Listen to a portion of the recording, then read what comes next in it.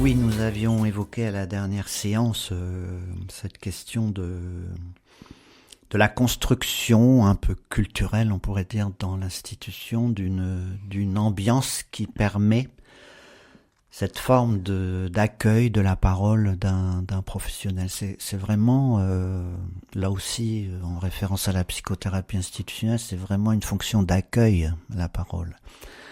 C'est-à-dire comment j'accueille ce que tu dois me dire. Et en sachant que dans ce que tu vas me dire, il y a de l'angoisse qui passe. Et donc, comment suis-je capable de l'accueillir et si possible de l'entendre, tout en disant, pour rester le critique que je suis et que je deviens de plus en plus, que toutes les méthodes de management sont souvent des filtres à angoisse, c'est-à-dire des dispositifs comme avec le Covid, là, les plexiglas, des dispositifs permettant qu'il n'y ait pas d'angoisse qui passe dans le récit, justement, dans l'institution. Alors que les cadres ou les cliniciens de l'institution sont là pour ça, et on pourrait là aussi parler de l'hôpital, il faut être capable d'accueillir, de recevoir l'angoisse des professionnels, parce que sinon le soir ils vont repartir avec chez eux, et ils vont retrouver un mari ou une épouse qui est pas forcément psychothérapeute ou spécialiste de ces problématiques-là. Ceci faisant que petit à petit, les professionnels peuvent se retrouver extrêmement seuls. Alors là, je parle aussi psychiquement, avec une multitude de situations dures, difficiles, qu'ils ont accumulées toute la journée ou toute la semaine. Et ils vont traîner ça un petit peu comme un boulet qui va en fait les empêcher de bien travailler le lendemain et les jours suivants. Alors je partage tout à fait ça, mais si je comprends bien, c'est important pour la santé du personnel, mais aussi pour la santé de ceux à qui ils sont dédiés, parce que si le personnel ne va pas bien, oui. Voilà, il y a une chaîne là Oui. encore. Il y a des auteurs, notamment Racamier, qui avait dit dans une institution qui se porte bien, les professionnels se portent bien. Évidemment, la mission de l'institution, c'est de faire en sorte que les enfants et les adolescents se portent bien.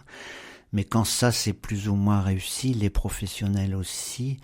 C'est Racamier, je crois, qui disait les professionnels peuvent. L'objet d'une institution, c'est de soigner le patient, mais il se peut que si ça marche bien, le professionnel se porte mieux. Il dit même pas bien, il dit mieux. Oui, j'entends bien ça. C'est-à-dire qu'en travaillant, il va mieux. Alors, il y en a qui vont pousser des cris là quand ils entendent ça, mais normalement, on devrait arriver à cette espèce d'alchimie qui fait qu'il y a une façon de fonctionner où on va pouvoir, en fait, c'est ce qu'on disait sur le transfert ou sur la violence des traumatismes vécus par les enfants. Il faut pouvoir métaboliser ces violences-là, parce qu'il n'y a pas que les enfants qui ont vécu des traumatismes. Les éducateurs qui passent une soirée avec un groupe de 12 adolescents, un petit peu compliqués, ils s'en prennent plein la figure, et plein l'esprit, et plein je ne sais pas encore quoi, l'âme, l'être. Et ça va s'accumuler et ça peut être très difficile à assumer, à transformer. Donc la réunion, c'est une instance, et puis les fonctions des personnes, les fonctions techniques, les fonctions hiérarchiques sont des instances qui permettent de transformer l'angoisse en travail. C'est-à-dire qu'il faut pouvoir l'accueillir, mais c'est pas n'importe comment. Celui qui accueillerait l'angoisse des professionnels n'importe comment, c'est lui qui finirait malade aussi. Donc il faut qu'il y ait des instances de métabolisation pour transformer l'angoisse en travail. Alors quand on évoquait la dernière séance, la fonction du récit, ça fait partie de ce dispositif, de construire une ambiance de réunion où l'éducateur peut parler librement, tranquillement, où il n'est pas possible dans le consensus collectif de lui couper la parole tant qu'il n'a pas fini son récit, où on peut même faire un petit silence à la fin pour l'animateur peut lui demander s'il est sûr d'avoir été jusqu'au bout de ce qu'il voulait dire, s'il traîne pas quelques petits problèmes au fond de son tiroir et qu'il n'a pas, bon voilà.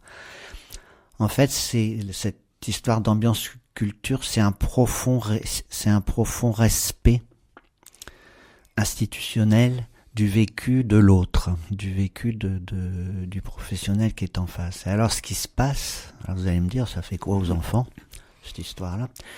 Ce qui se passe, c'est que le récit de l'un, le référent en l'occurrence, transforme le récit intérieur des autres. C'est-à-dire qu'en écoutant silencieusement, le silencieusement est très important.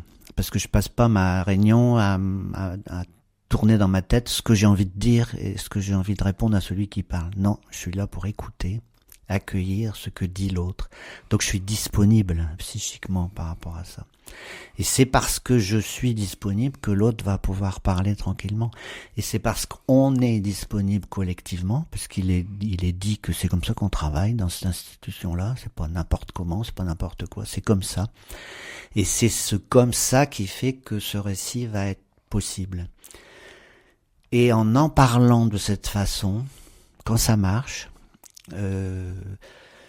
l'éducateur référent va transformer sa propre représentation des événements. C'est-à-dire que quand vous parlez d'un vécu difficile à quelqu'un, on le sait bien dans des processus thérapeutiques notamment, quand vous parlez de vécu difficile, vous transformez votre propre représentation de ce vécu. C'est-à-dire que vous élaborez, vous métabolisez cette représentation du vécu. Et si ça marche, cet éducateur va sortir de la réunion avec une autre pensée, un autre état d'être par rapport à cette histoire. Et si ça marche, là encore, les participants silencieux, au moins dans la première partie, vont transformer leur représentation intérieure de cet enfant. Et l'institution, le collectif, va transformer sa représentation de cet enfant.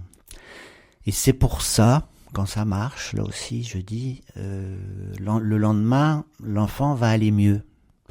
On n'aura pas fait, comme dans certaines notes de bonne conduite professionnelle, on n'aura pas fait une réunion pour lui faire part avec sa signature du compte-rendu de la réunion. Je parle du gamin, parce que dans la loi du 2 janvier 2002, certains espaces où on serait bientôt prié de convoquer les enfants pour leur faire signer le compte-rendu. L'enfant va aller mieux parce que l'institution a transformé sa représentation. Alors là, on est bien dans la dimension psychique. Sa représentation psychique de cet enfant. En écoutant mon collègue parler de ce qu'il vit, lui, avec cet enfant, je transforme ma propre représentation de mon vécu avec cet enfant. Et c'est comme si l'institution avait changé de regard, en fait, sur ce gamin. Et on s'aperçoit dans beaucoup de situations de crise avec des adolescents, c'est ce qu'on pratique quand on fait des séjours de rupture dans des lieux de vie. On envoie l'adolescent vivre dans un lieu de vie, souvent dans le sud de la France. Tout d'un coup, la crise s'arrête, il va mieux parce que les adultes ont changé de regard sur lui.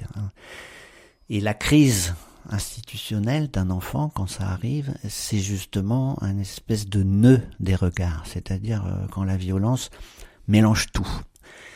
Et dans ce type quand on arrive à construire ce type de culture, ce type de travail, on va être mieux capable qu'à d'autres moments de résoudre certaines crises. Je trouve ça, j'ose plus parler tellement vous avez invité au silence. Je pense que c'est d'une extrême richesse ce propos. Il m'interpelle parce que d'une part c'est votre expérience et qu'il est important de l'entendre, et d'autre part que ça doit nous influencer pour nos vies, je pense. Quand vous dites que dans une réunion, souvent on n'écoute pas, et j'en suis certain, parce qu'on prépare déjà la réponse, alors qu'on a écouté partiellement seulement ce qui était dit. Ça, c'est quelque chose de très très important. On se prépare pour être soi en position. On n'écoute pas. Vous voyez ? Et puis, la fonction du récit, telle que vous la décrivez, montre bien que l'éducateur a un travail extrêmement personnalisé qui est en fait l'interaction entre la personne dont il s'occupe, l'enfant, et lui-même, oui. Mais lui-même dans sa vérité. Oui. Hein ? Donc ça, il arrive à l'exprimer. Et vous aviez dit dans votre livre, ça m'a beaucoup frappé, qu'il fallait préparer son récit, mais pas trop, pour garder une spontanéité, une espèce de largeur du propos. Vous allez vous investir même sans le savoir, et les autres vont le percevoir, et ainsi il y aura une véritable écoute. Enfin moi, je vous cache pas que ça m'a ému, et que, comment dirais-je, quelle leçon pour notre vie de tous les jours, dans les difficultés que nous rencontrons, qui sont des difficultés à communiquer, qui sont des difficultés à gérer la violence, et ça à toutes les étapes de notre vie. Je ne sais pas ce que vous en pensez. Oui, oui. Tout en ajoutant, Jean-François, que si vous regardez ce propos ou cette histoire de culture du côté des cadres, hein, des animateurs de La Réunion, on comprend de ce fait, enfin me semble-t-il, que la fonction des cadres ou des cliniciens dans un tel fonctionnement, c'est pas forcément d'apporter des réponses. C'est-à-dire que le directeur à qui les professionnels apportent des problèmes, des difficultés, il n'est pas forcément là pour trouver une réponse. Contrairement, là aussi, aux règles, certaines règles, je ne vais pas critiquer l'ensemble des procédures managériales, mais contrairement à d'autres conceptions où il faut absolument une bonne réponse avant l'heure de fin de la réunion. Merci Régis, merci pour votre apport. Je vous en prie. Très intéressant, merci beaucoup. À une prochaine fois.